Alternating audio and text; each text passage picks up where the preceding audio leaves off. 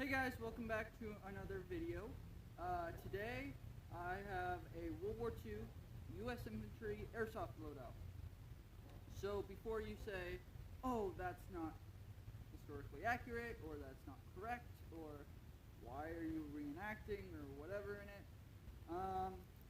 one, I'm not a World War II reenactor. I hope I will become one someday. Not in the future, not in the near future, but in the future. And I'm also a Civil War reenactor, so that's why I'm not a World War II reenactor. I mean, nothing against World War II. World War II is an interesting subject, but I'm a Civil War reenactor, and I like the American Civil War too. So yeah, I'm a Civil War reenactor, and I'm focusing on that for reenacting, stuff like that. So this is kind of a made-up uniform of some original stuff, some later U.S. military stuff, but not actual World War II, which you'll see in just a bit. Anyway, so this isn't 100% correct, but hey, I will take critiques, stuff like that. That's fine. Anyway, the reason why I'm making this video is because in a couple weeks' time, my friends and I are going to be doing, wait for it, a World War II airsoft war. So I figured I would show my World War II outfit, US outfit. One of my friends, he's on the German side, I'm going to be on the American side. That said friend has a YouTube channel called Mask TV, M-A-S-K TV. Anyway, he has some pretty good content. If you haven't heard of him, or if you haven't seen his channel or videos or whatever, I suggest you go to his channel site. It's going to be in the link below. Subscribe to him. He's more into German stuff. If you're into German stuff, German World War II and World War I stuff. But yeah, he has some pretty good content, as I said 2 times before. But so yeah, in a couple weeks' time, I'm gonna have an airsoft war with him, or 2 more of my friends. So that being said, I'm going to try to film it. I don't have a GoPro or anything, but I have my phone, so hopefully that'll be good. I'm gonna put it somewhere on the end. I did that before with another airsoft war, and it turned out okay. I'm gonna try other places and see that. So yeah. As I said, not 100% accurate, but accurate enough for airsoft war with 4 friends. So I'm gonna go through each thing on the uniform, stuff like that.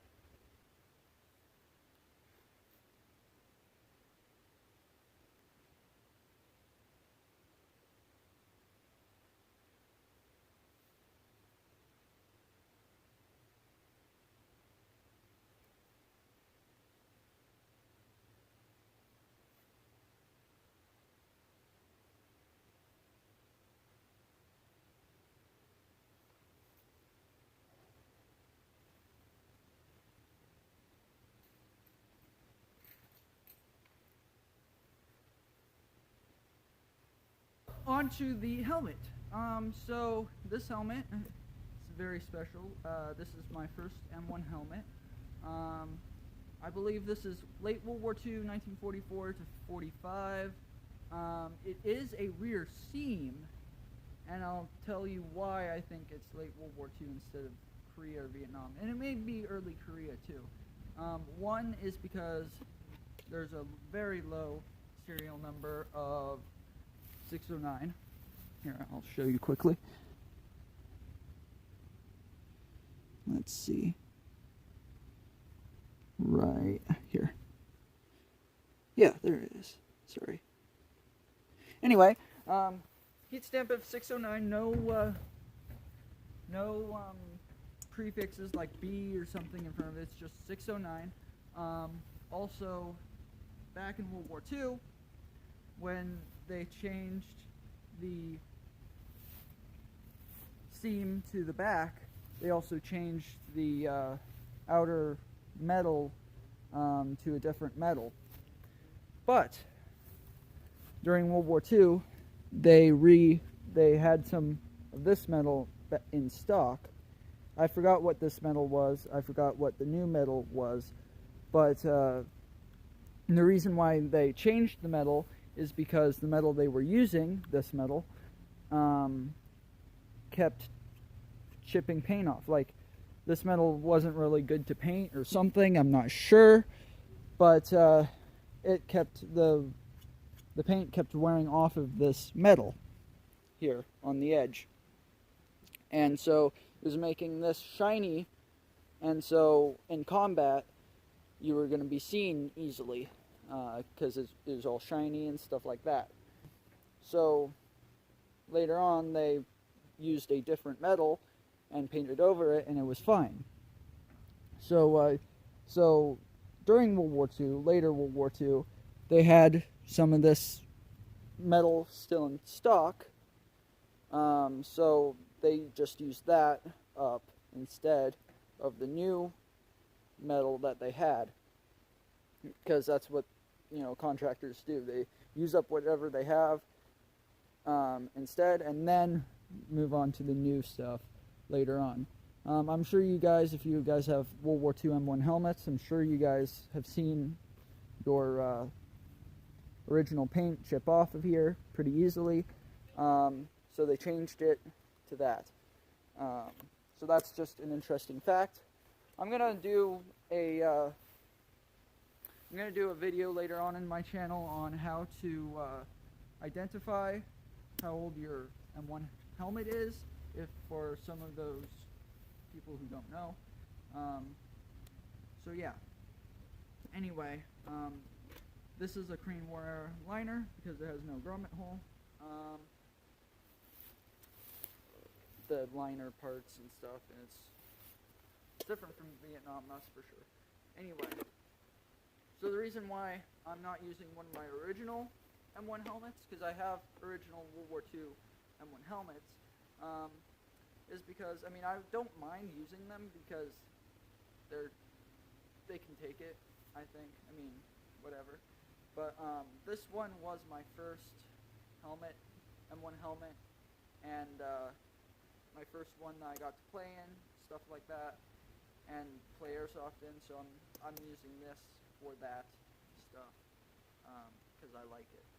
And this is the only helmet liner that'll fit me, so yeah, a few reasons.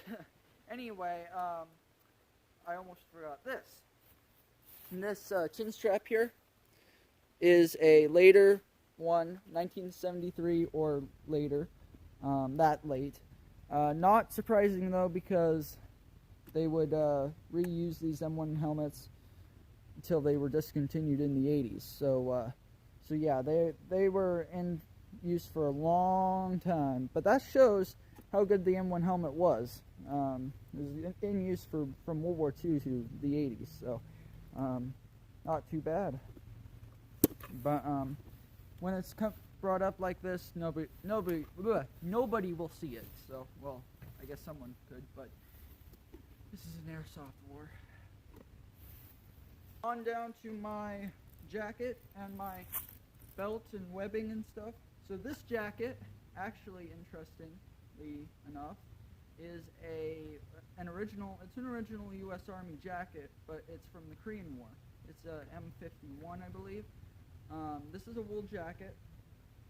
It's original Korean War. I got it mint, or not used at a surplus store for like $10, so it's really cheap.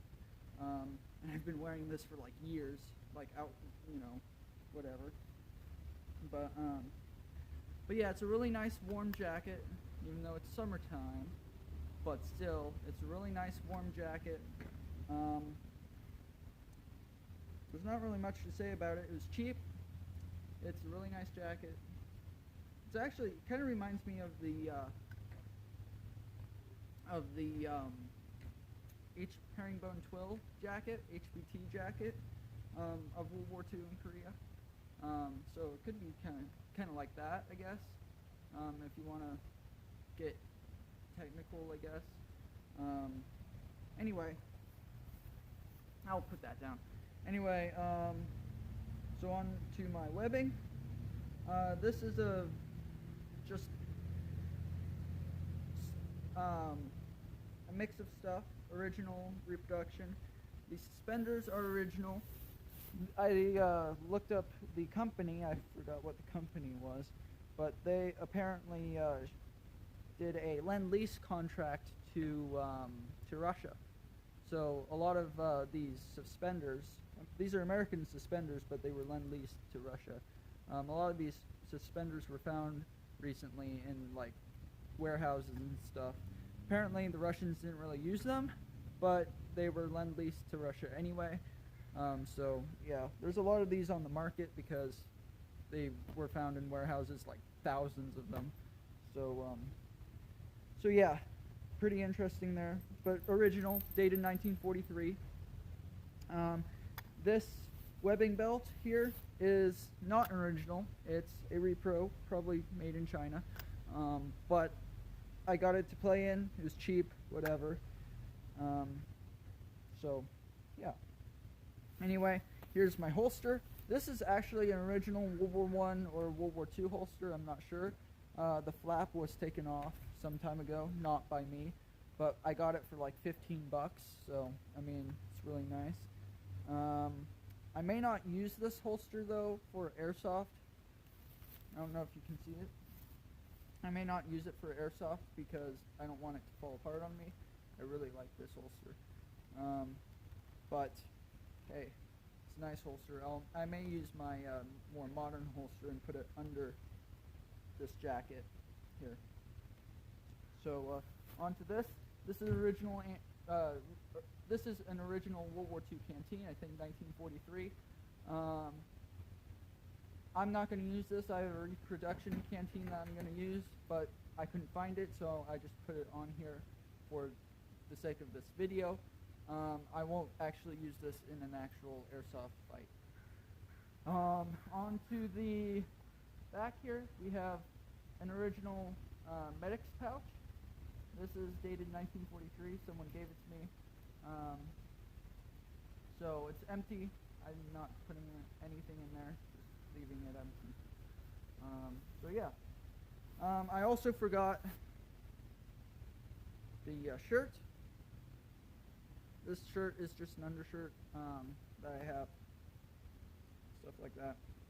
I also, I forgot to put them on today, but I usually have my granddad's dog tags on there, so on me, so kind of cool factor there. Alright, on to the Thompson here. This Thompson I'm going to do a separate video on because I don't have the battery in it, and it's just going to take too long to explain all the cool features of this. But this is a Thompson, an Airsoft Thompson. It works, hopefully. Anyway, this is a Thompson M1A1. Soldiers use this in World War II, Korea and Vietnam. So it's a really nice historical gun to use in Airsoft. Didn't get it for too much. It was pretty cool. Alright, onto the pistol. So this is a Colt 1911. This was used by the US military in World War II, Korea and Vietnam. Also by other militaries by buying them, lend-leasing them, or even just making their own type of this gun. So this is very iconic.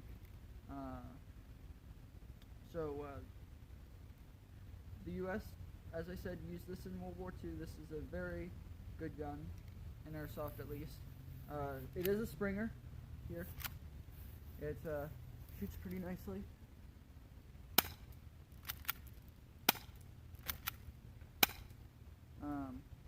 Good for a sidearm kind of stuff. Sidearm to the, it's a good sidearm to the Thompson. Now, onto the pants. These pants are actually not World War II, not original World War II, not reproduction World War II. These are actually ripstop, so they're more modern, but they're green. I know also they have cargo pants, or cargo pockets, but these in an airsoft battle are really nice. Actually, these in everyday life is really nice, so yeah, it's really nice to just store stuff in these pockets, and yeah, there's really nice pants. You can move around in them really nicely, stuff like that. Alright, so last but not least, we have the jump boots. These boots were issued to paratroopers, but regular infantry can get these boots private purchase, I believe, if they wanted to.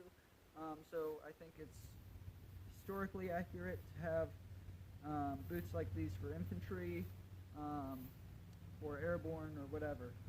They're really nice. Didn't get them for too much, but the soles here, I will be wearing these for the airsoft war.